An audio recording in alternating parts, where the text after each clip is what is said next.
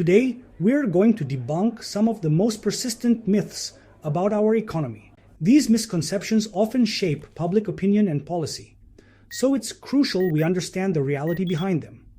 Let's dive in and explore these myths one by one. Myth 1. Economic growth is always good and necessary. This isn't true. While growth can bring benefits, it also comes with environmental and social costs. Perpetual growth on a finite planet is simply not sustainable. We need to consider alternative economic models that prioritize well-being over endless expansion. For instance, some economists propose a steady-state economy where the focus is on qualitative development rather than quantitative growth. Myth 2. A service economy can grow forever without environmental impact. This is false. All service industries use resources and create waste. Moreover, money generated in the service sector is often spent on material goods, contributing to resource depletion and environmental degradation. Even digital services require energy-intensive data centers and electronic devices, which have significant environmental footprints. Myth 3. We need economic growth to eradicate poverty. This is a misconception. The World Bank considers $20,000 per capita as high income. If wealth were distributed more equitably, everyone could live comfortably without requiring endless growth. However, our current capitalist system tends to concentrate wealth at the top, making this difficult to achieve.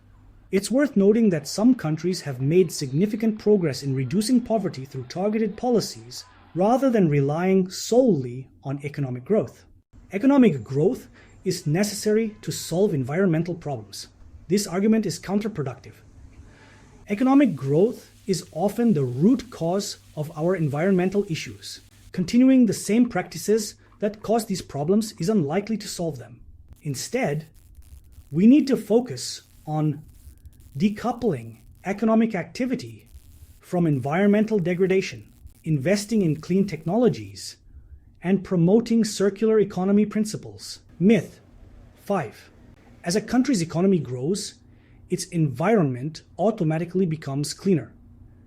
This is an oversimplification.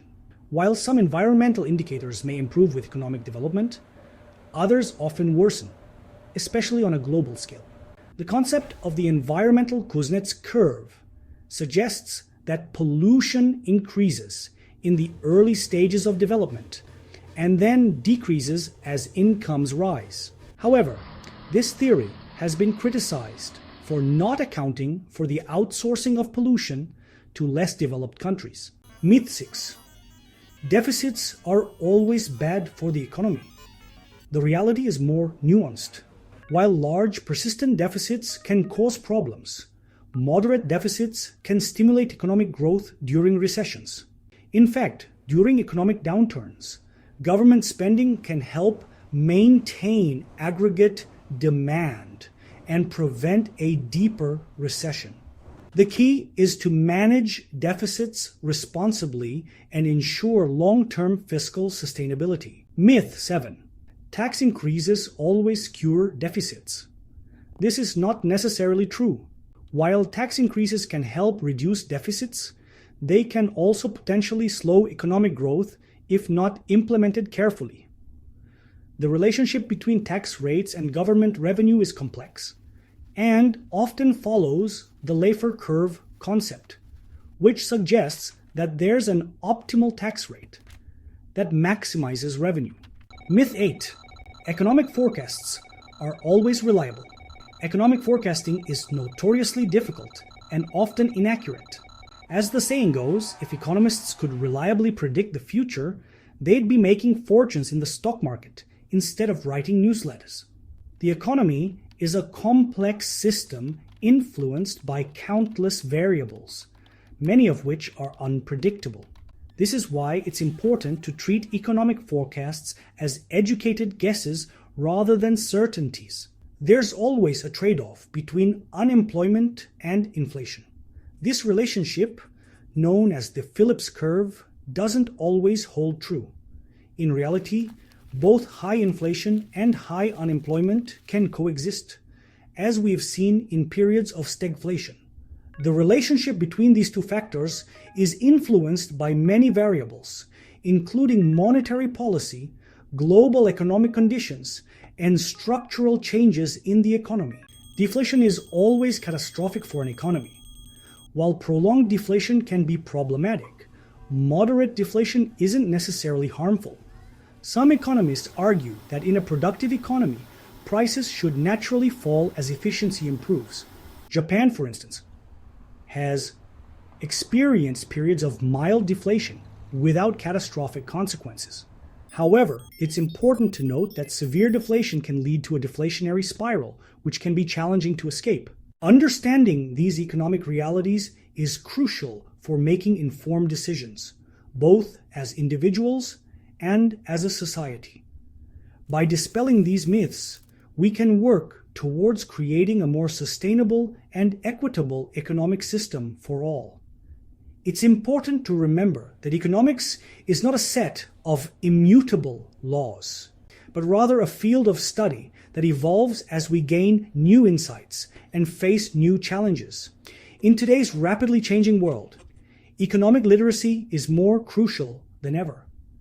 It empowers individuals to make informed financial decisions, understand policy debates, and participate meaningfully in democratic processes. Here are some key reasons why economic literacy matters. 1. Understanding basic economic concepts helps in managing personal finances, from budgeting to investing. Informed citizenship. Economic literacy enables citizens to critically evaluate political promises and policy proposals. Career readiness. Many jobs require at least a basic understanding of economic principles. Global awareness. Economic literacy helps in understanding global issues and interconnections between economies. Critical thinking.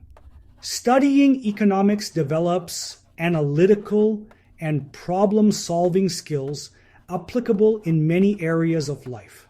As we look to the future, several economic challenges and opportunities lie ahead. Technological disruption. Automation and AI are reshaping the job market, requiring new skills and adaptability. Climate change. Addressing environmental challenges will require innovative economic solutions and potentially a reimagining of our economic systems. Inequality. Growing wealth disparities pose social and economic challenges that need to be addressed. While offering opportunities, globalization also presents challenges in terms of job displacement and economic instability. Sustainable development. Balancing economic growth with environmental sustainability remains a critical challenge. As we conclude, I encourage you to continue questioning common assumptions and always seek to understand the complexities of our economic world. The economy affects every aspect of our lives, from personal finance to global politics. So being economically literate is more important than ever. Thank you for listening. And remember, stay curious, stay informed, and don't be afraid to challenge conventional economic wisdom. The future of our economy depends on our ability to think critically and adapt to changing realities. Please leave a comment to share your thoughts. I will respond and look forward to engaging in further discussion on these important topics.